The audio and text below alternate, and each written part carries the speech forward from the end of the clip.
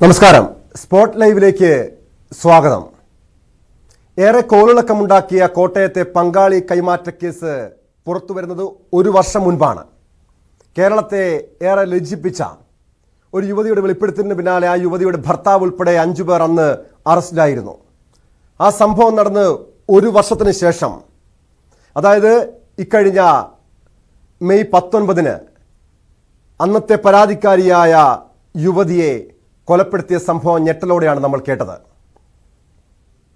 ആ യുവതിയുടെ ഭർത്താവ് പ്രതിയായിട്ടുള്ള ഷിനോ മാത്യുവിനെ അന്നേ ദിവസം വൈകുന്നേരം ചങ്ങനാശ്ശേരിയിൽ വിഷം കഴിച്ച് ആത്മഹത്യക്ക് ശ്രമിച്ച നിലയിൽ കണ്ടെത്തി. പിന്നീട് അയാൾ ചികിത്സയിലായിരുന്നു. ഇന്ന് പുലർച്ചയോടെ മരണം സംഭവിച്ചിരിക്കുന്നു. ഇതോടൊപ്പം സ്പോട്ട് ലൈവ് ചർച്ച ചെയ്യുന്ന മറ്റൊരു വിഷയം, കേരളത്തെ ഏറെ ലജ്ജിപ്പിക്കുന്ന വീണ്ടും ഒരു നഗ്നതാ പ്രദർശനം റിപ്പോർട്ട് ചെയ്യപ്പെടുന്നു. കണ്ണൂർ തളിപ്പറമ്പ് നിന്ന് ബസ്സിൽ വെച്ച് തന്നെയാണ് ഈ ഒരു നഗ്നതാ പ്രദർശനം ഉണ്ടായത്. യുവതി, ഈ മധ്യവയസ്കൻ നഗ്നതാ പ്രദർശനം നടത്തിയത് ബസ്സിൽ യാത്ര ചെയ്ത യുവതി മൊബൈലിൽ ചിത്രീകരിക്കുകയും ഇന്ന് ഫേസ്ബുക്കിലൂടെ ഇക്കാര്യം പുറത്തുവരികയുമാണ് ഉണ്ടായത്. ഏതാനും ദിവസങ്ങൾക്ക് മുൻപാണ് കൊച്ചിയിൽ വെച്ച്, നെടുമ്പാശ്ശേരിയിൽ വെച്ച് ഒരു സോഷ്യൽ മീഡിയ പ്രവർത്തകയായിട്ടുള്ള യുവതിക്ക് നേരെയും സമാനമായ ദുരനുഭവം ഉണ്ടായത്. ഈ 2 വിഷയങ്ങളുമാണ് സ്പോട്ട് ലൈവ് ചർച്ച ചെയ്യുന്നത്. ആദ്യം സ്പോട്ട് ലൈവ് പോകുന്നത് കോട്ടയത്തേക്കാണ്. ശ്രീജിത്ത് ചേരുന്നു. ശ്രീജിത്ത്, ഈ പങ്കാളി കൈമാറ്റ കേസിലെ പ്രതിയും അതോടൊപ്പം തന്നെ മണർകാട് സ്വദേശിനിയായ യുവതിയെ കൊലപ്പെടുത്തിയ ഭർത്താവുമായിട്ടുള്ള പ്രതി ഇന്ന് പുലർച്ചയോടെ മരിച്ചിരിക്കുന്നു. കഴിഞ്ഞ ദിവസങ്ങളായി അയാൾ ചികിത്സയിലായിരുന്നു, വിഷം കഴിച്ച് ആശുപത്രിയിൽ ചികിത്സയിലായിരുന്നു. എങ്ങനെയാണ് ഈ മരണം സംഭവിച്ചത്? ഈ കേസിന്റെ അന്വേഷണം പുരോഗമിക്കുന്നതിടെയാണ് സംഭവം ഉണ്ടായിരിക്കുന്നത്. വിശദാംശങ്ങൾ.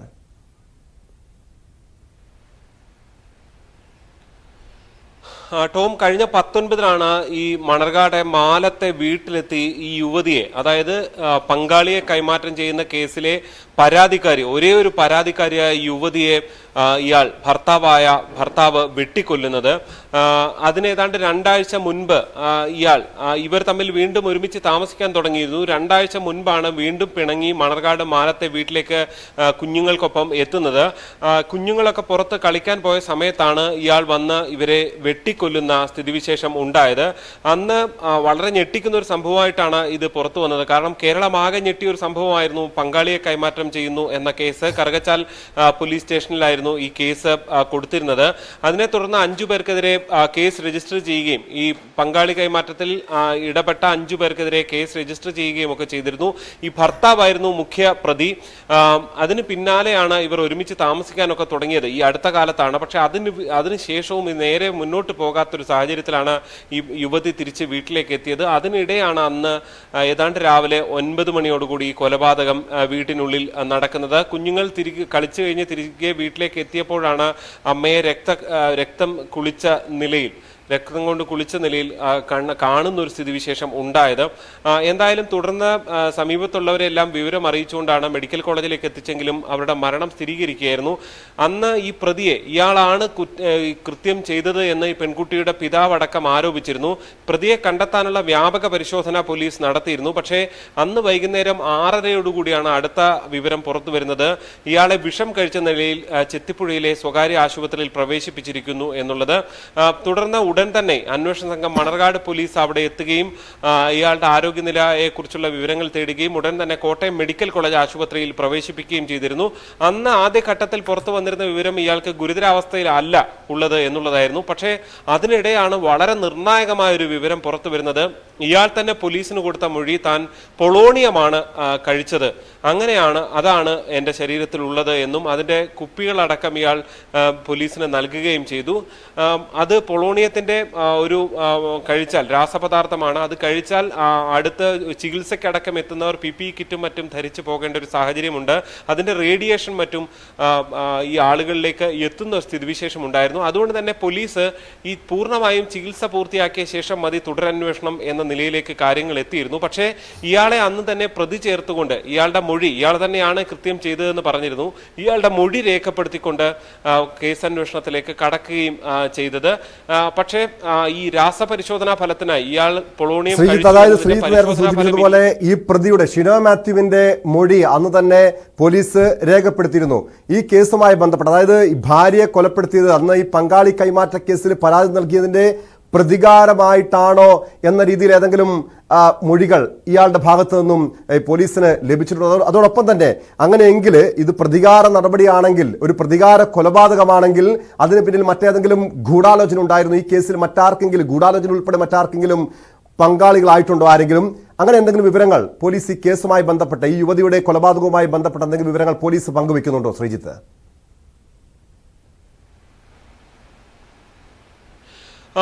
ടോം, അവിടെയാണ് പോലീസിനുള്ള പരിമിതി. കാരണം ഇയാളെ അടുത്ത് നിന്ന് ചോദ്യം ചെയ്യാൻ പോലും കഴിയുന്ന ഒരു സാഹചര്യമല്ല ഉള്ളത്. പ്രത്യേകിച്ച് അയാൾ പൊളോണിയമാണ് കഴിച്ചത് എന്ന് പറയുമ്പോൾ അയാളുടെ ചികിത്സ അടക്കമുള്ള കാര്യങ്ങളിൽ പ്രത്യേക സെല്ലിലാക്കിക്കൊണ്ടുള്ള ചികിത്സയായിരുന്നു നടന്നിരുന്നത്. 19-ാം തീയതി അയാൾ വിഷം കഴിക്കുന്നു, ഇന്നിപ്പോൾ 29 എത്തുന്നു. 10 ദിവസത്തിന് ശേഷമാണ് അയാൾ മരിക്കുന്നത്. ആദ്യം നമ്മൾ ഇത് കാണുന്ന സമയത്ത് വാർത്ത റിപ്പോർട്ട് ചെയ്തതും ഇയാളുടെ ആരോഗ്യനില ഗുരുതരമല്ല എന്ന നിലയിൽ തന്നെയായിരുന്നു. കാരണം അയാൾ ഈ ആശുപത്രിയിലേക്ക് സ്ട്രക്ചറിൽ കിടക്കുമ്പോൾ അടക്കം തലപൊക്കി നോക്കുന്ന അടക്കമുള്ള സ്ഥിതിവിശേഷങ്ങൾ ആദ്യഘട്ടത്തിൽ വന്ന ദൃശ്യങ്ങൾ അടക്കമുണ്ടായിരുന്നു. സ്വാഭാവികമായും അയാളുടെ ആരോഗ്യനില, അയാൾ സ്വാഭാവികമായും ജീവിതത്തിലേക്ക് മടങ്ങി വരും എന്നുള്ള പ്രതീക്ഷ തന്നെയായിരുന്നു ഉണ്ടായിരുന്നത്.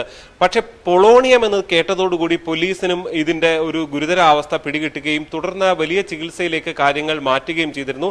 പക്ഷെ അത് സ്ഥിരീകരിക്കാൻ പോലീസിന് ഇതുവരെയും കഴിഞ്ഞിട്ടില്ല. പക്ഷേ അതിന്റെ രാസപരിശോധനാ ഫലം വരേണ്ടതുണ്ട്. പക്ഷെ അതുകൊണ്ട് തന്നെ വിശദമായ ഒരു ചോദ്യം ചെയ്യൽ ഇതിൽ ഉണ്ടായിട്ടില്ല.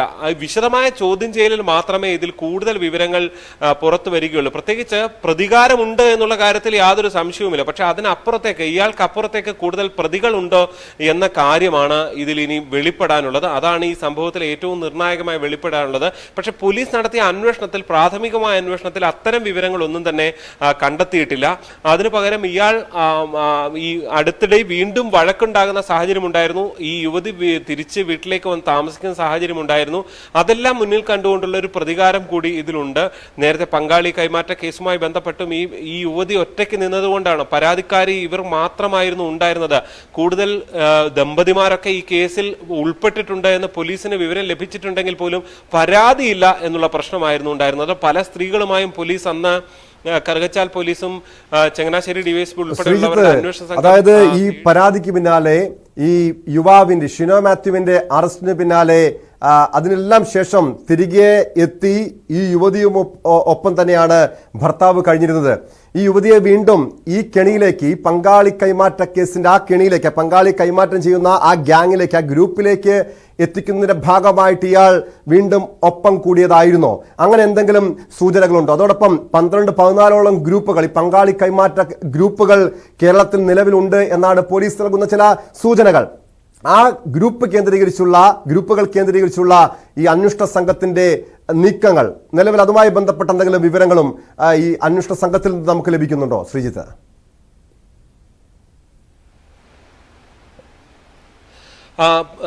ഈ നിലവിൽ ഈ യുവതി കൊല്ലപ്പെടുന്നു, പിന്നെ യുവതിയുടെ മൊഴിയെടുക്കാൻ കഴിയാത്ത സാഹചര്യമാണുള്ളത്. പിന്നീട് സ്വാഭാവികമായും ഇയാളാണ് ഉള്ളത്.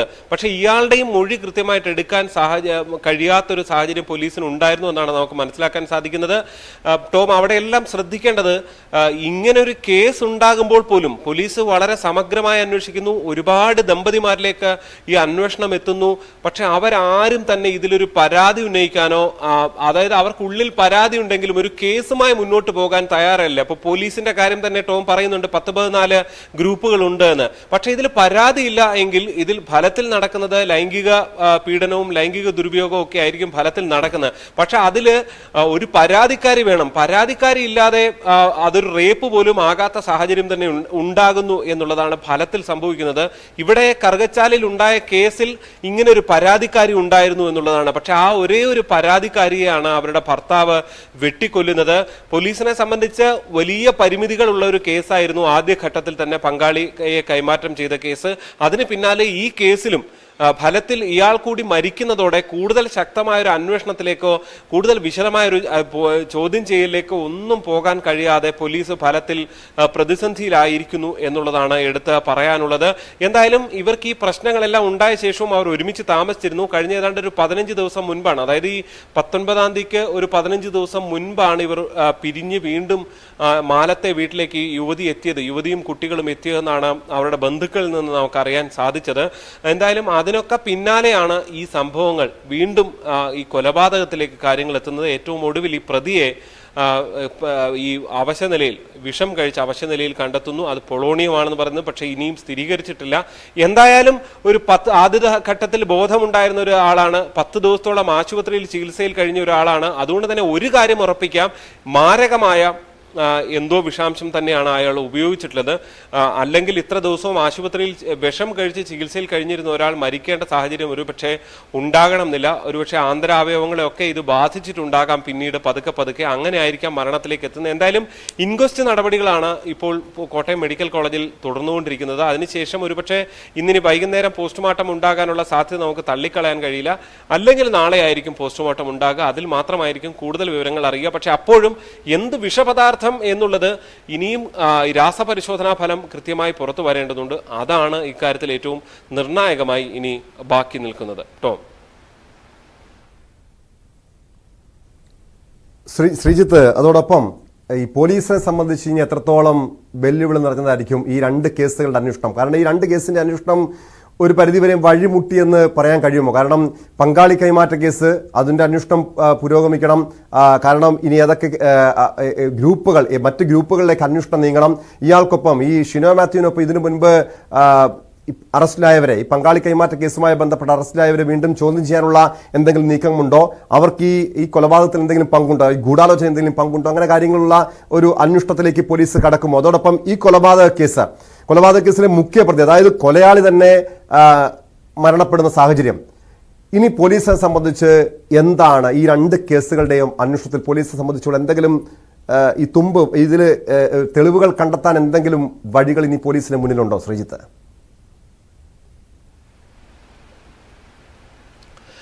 തീർച്ചയായും ടോം, ഈ മറ്റു പ്രതികളുമായി നിന്ന് വിവരം ശേഖരിക്കുമെന്ന കാര്യത്തിൽ യാതൊരു സംശയവുമില്ല. പക്ഷെ ഇവർക്കിടയിൽ വീണ്ടും ഒരുമിച്ച് താമസിക്കുകയും പിന്നീട് പിണങ്ങുകയും ചെയ്ത ഒരു സാഹചര്യമൊക്കെ സമീപകാലത്ത് ഉണ്ടായിട്ടുണ്ട് എന്നുള്ളത് ഒരു പ്രധാനപ്പെട്ട കാര്യമായി അവിടെ നിൽക്കുകയാണ്. അതവിടെ നിൽക്കുമ്പോൾ തന്നെ ആണ് ഈ ഒരു സംഭവം കൂടി ഉണ്ടാകുന്നത്. എന്തായാലും പങ്കാളി കൈമാറ്റ കേസിൽ ഏതാണ്ട് അന്വേഷണങ്ങൾ ഏതാണ്ട് പൂർത്തിയായത് തന്നെയാണ്. അതിൽ കൃത്യമായ പ്രതികളെ കണ്ടെത്താനൊക്കെ കണ്ടെത്തുകയൊക്കെ ചെയ്തൊരു സാഹചര്യമാണുള്ളത്.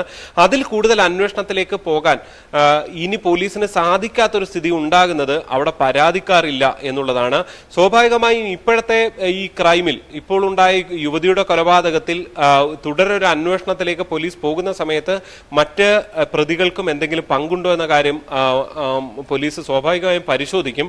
അത് ശാസ്ത്രീയ തെളിവുകളുടെ അടിസ്ഥാനത്തിൽ, പ്രത്യേകിച്ച് ഫോൺ രേഖകളുടെയൊക്കെ അടിസ്ഥാനത്തിലുള്ള പരിശോധനകളായിരിക്കും അക്കാര്യത്തിൽ ഇനി സംഭവിക്കാൻ സാധ്യത. പക്ഷെ അതിനപ്പുറത്തേക്ക് കൂടുതൽ അത്തരം തെളിവുകൾ, പ്രത്യേകിച്ച് ഇയാൾ ഒറ്റയ്ക്ക് വന്നാണ് കൃത്യം ചെയ്തത് എന്നുള്ളതാണ് ദൃക്സാക്ഷികൾ. ഇങ്ങനെ ഒരാൾ പോകുന്നതൊക്കെ അവിടെ തൊഴിലുറപ്പ് തൊഴിലാളികൾ കണ്ടുവെന്നാണ് ആദ്യഘട്ടത്തിൽ പറഞ്ഞിരുന്നത്. അങ്ങനെ ദൃക്സാക്ഷികൾ ഇയാൾ അവിടെ വന്നു പോയതിനുള്ള തെളിവുകളൊക്കെ പോലീസ് ശേഖരിച്ചിരുന്നതാണ്. അതിന്റെ കൂടി അടിസ്ഥാനത്തിലാണ് ഇയാളെ പ്രതി ചേർക്കുകയും ചെയ്ത സാഹചര്യം ഉണ്ടായത്. എന്തായാലും അതിനൊക്കെ പിന്നാലെ ഈ കേസിൽ ഇനി അന്വേഷണം ഫലത്തിൽ ഏതാണ്ട് വഴിമുട്ടുന്ന ഒരു സാഹചര്യം തന്നെയാണ് ഉള്ളത്. ഒരുപക്ഷെ മറ്റു പ്രതികളിൽ നിന്നും വിവരങ്ങൾ ശേഖരിക്കുകയോ ചോദ്യം ചെയ്ത് കൂടുതൽ എന്തെങ്കിലും വിവരം കണ്ടെത്താനുള്ള സാഹചര്യമുണ്ട്. ശ്രമങ്ങൾ പോലീസിന്റെ ഭാഗത്തു നിന്നുണ്ട്. പക്ഷെ അത് എത്രത്തോളം മുന്നോട്ട് പോകുമെന്നുള്ളത് തീർച്ചയായും കാത്തിരുന്ന് തന്നെ കാണേണ്ട വിഷയമാണ്. കോട്ടയത്ത് നിന്ന് ശ്രീജിത്താണ് വിവരങ്ങൾ നൽകിയത്. പങ്കാളി കൈമാറ്റ കേസിലെയും യുവതിയെ കൊലപ്പെടുത്തിയ കേസിലെയും മുഖ്യ പ്രതിയായിട്ടുള്ള ഷിനോ മാത്യു മരിച്ച സാഹചര്യത്തിൽ പോലീസിനെ സംബന്ധിച്ച് 2 കേസുകളുടെ അന്വേഷണ പുരോഗതി അല്പം വെല്ലുവിളി നിറഞ്ഞതാണ്. പോലീസ് ഈ 2 കേസുകളും അടിയന്തരമായി തന്നെ അന്വേഷിച്ച് തെളിയിക്കേണ്ടിയിരിക്കുന്നു. കാരണം ഇനി ഒരു യുവതിയും ഇതുപോലുള്ള കേസുകളിൽപ്പെട്ട് കെണിയിൽപ്പെട്ട് കൊല ചെയ്യപ്പെടാൻ പാടില്ല.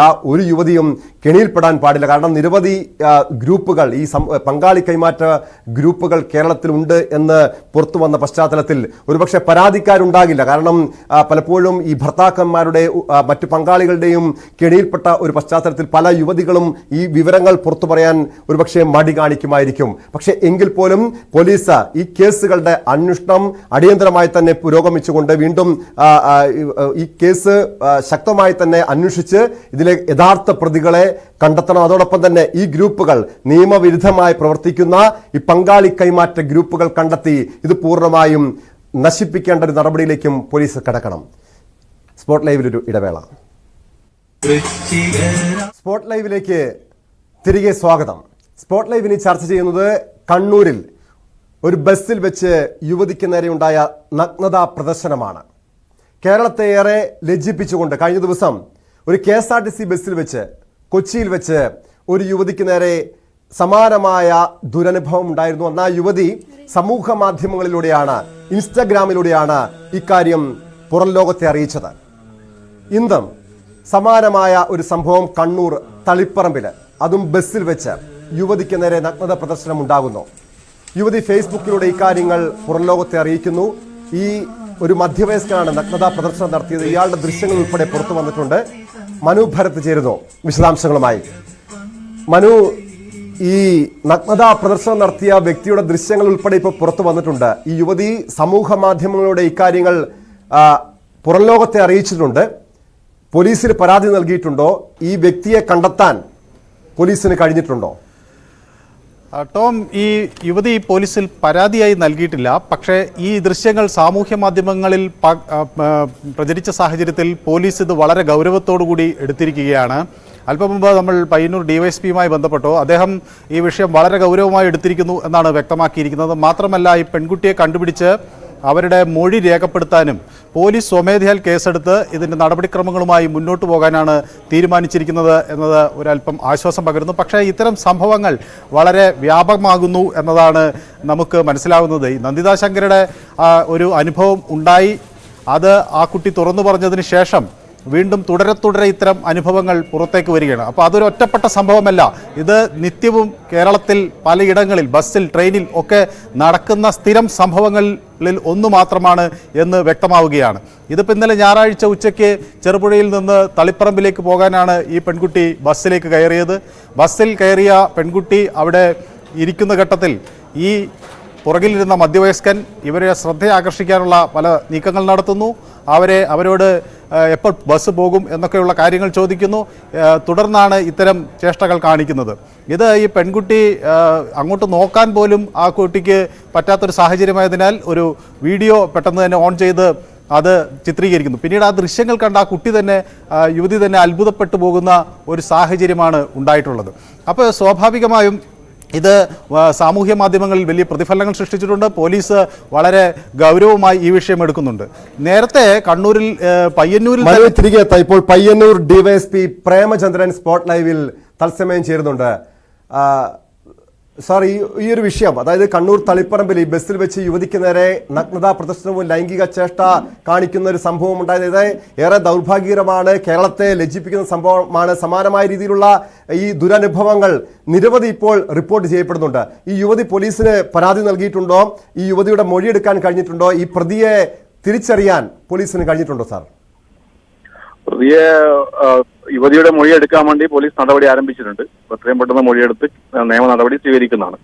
പ്രതിയെക്കുറിച്ച് അന്വേഷണം നടത്തുന്നുണ്ട്. നമ്മളെ ചെറുപുഴയിലെ മുഴുവൻ CCTV മറ്റും പരിശോധിച്ച് പ്രതിയിലെ എത്താനുള്ള എല്ലാ ശ്രമങ്ങളും നടത്തുന്നുണ്ട്. പ്രതിയെ പിടിക്കാം എന്ന പ്രതീക്ഷയിലാണ് പോലീസ് ഉള്ളത്.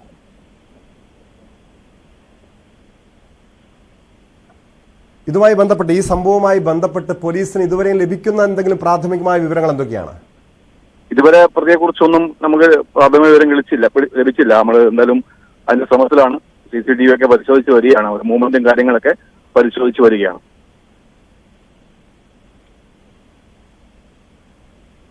ഈ യുവതി നിലവിൽ പരാതി നൽകിയിട്ടില്ല, പക്ഷെ പോലീസ് സ്വമേധയാ കേസ് എടുത്തിട്ടുണ്ടോ? യുവതി പരാതി നൽകാൻ തയ്യാറായിട്ട് വന്നിട്ടുണ്ട്. ഇപ്പൊ യുവതിയുടെ അടുത്തേക്ക് പോലീസ് പോയിട്ടുണ്ട്. മൊഴി എത്രയും പെട്ടെന്ന് രേഖപ്പെടുത്തുന്നതാണ്, കേസ് രജിസ്റ്റർ ചെയ്യുന്നതാണ്.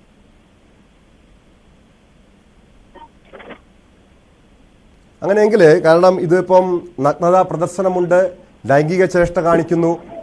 ഏതൊക്കെ വകുപ്പുകൾ ചുമത്തി പോലീസിന് ഇയാൾക്കെതിരെ കേസ് ചുമത്താൻ കഴിയും ഇത്തരം സംഭവങ്ങളിൽ?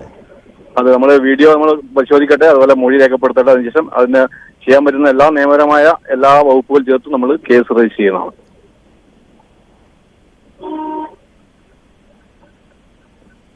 വളരെയധികം നന്ദി.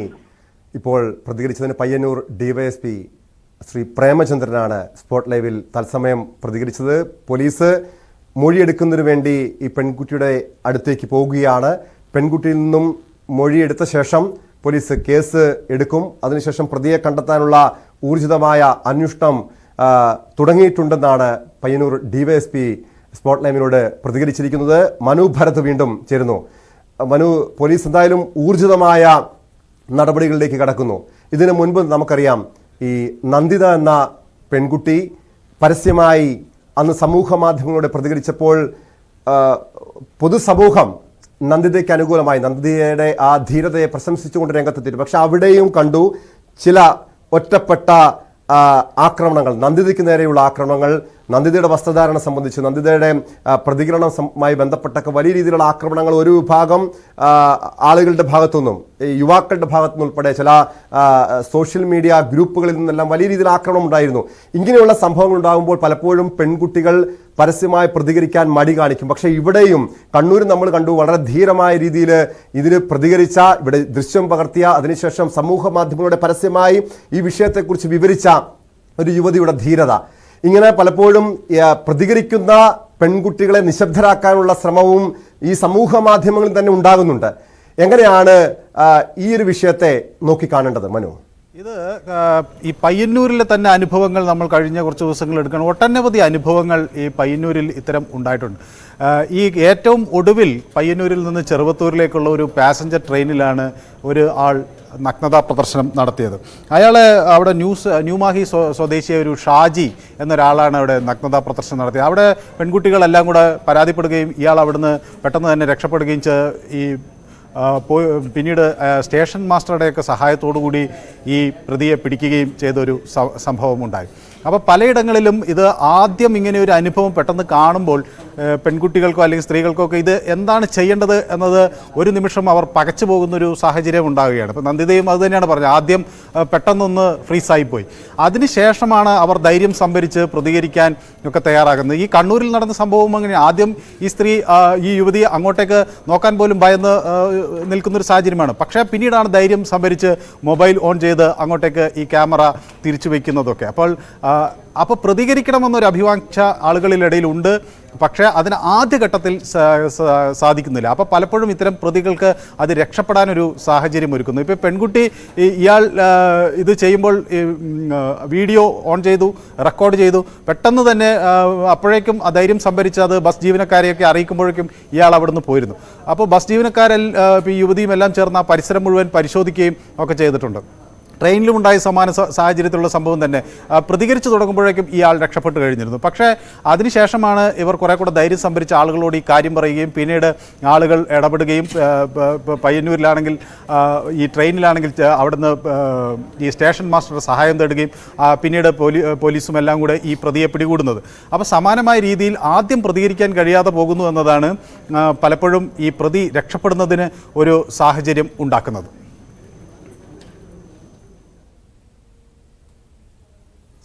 മനു ഭരതാണ് വിവരങ്ങൾ നൽകിയത്. ഇതുപോലുള്ള ഞരമ്പ് രോഗികളോട് മനു സൂചിപ്പിച്ചതുപോലെ പയ്യന്നൂരിലും കൊച്ചിയിലും ഇതിനു മുൻപ് സമാനമായ ദുരനുഭവങ്ങൾ യുവതികൾക്ക് നേരെ ഉണ്ടായിരുന്നു. ഇതുപോലുള്ള ഞരമ്പ് രോഗികൾക്കുള്ള മുന്നറിയിപ്പ് കൂടിയാണ് ഈ ദൃശ്യങ്ങൾ. കഴിഞ്ഞ ദിവസം കൊച്ചിയിൽ നടന്ന ആ സംഭവം, അത് നമ്മൾ ആ പ്രതി കാണിച്ച ലൈംഗിക ചേഷ്ടകൾ ഉൾപ്പെടെ അന്ന് പുറം ലോകം കണ്ടതാണ്. അതിന് പിന്നാലെയാണ് ഇപ്പോൾ കണ്ണൂർ തളിപ്പറമ്പിലും സമാനമായ കേസുകൾ റിപ്പോർട്ട് ചെയ്യപ്പെടുന്നത്. ഒരു കാര്യം ഓർക്കുക, ഇതുപോലെ നഗ്നതാ പ്രദർശനം കാണിക്കുന്ന, പരസ്യമായി ലൈംഗിക ചേഷ്ടകൾ കാണിക്കുന്ന ഞരമ്പ് രോഗികൾക്കുള്ള മുന്നറിയിപ്പാണ്. പ്രതികരിക്കുന്ന പെൺകുട്ടികൾ ഈ സമൂഹത്ത് ഉണ്ട് എന്ന കാര്യം നിങ്ങൾ മറക്കാതിരിക്കുക. കാരണം അത് പെൺകുട്ടികൾക്ക് നേരെ ആർക്ക് നേരെയാണെങ്കിലും ഇതുപോലുള്ള ദുരനുഭവം ഉണ്ടായാൽ ശക്തമായി പ്രതികരിക്കുന്ന ആളുകൾ ഇനിയും രംഗത്ത് വരണം. അങ്ങനെയുണ്ടെങ്കിൽ മാത്രമേ ഇതുപോലുള്ള ക്രിമിനലുകളെ, കുറ്റവാളികളെ പുറം ലോകത്തേക്ക് അവരെ തുറന്നു കാണിക്കാൻ കഴിയുകയുള്ളൂ. സ്പോട്ട്ലൈറ്റ് പൂർണ്ണമാകുന്നു. നമസ്കാരം.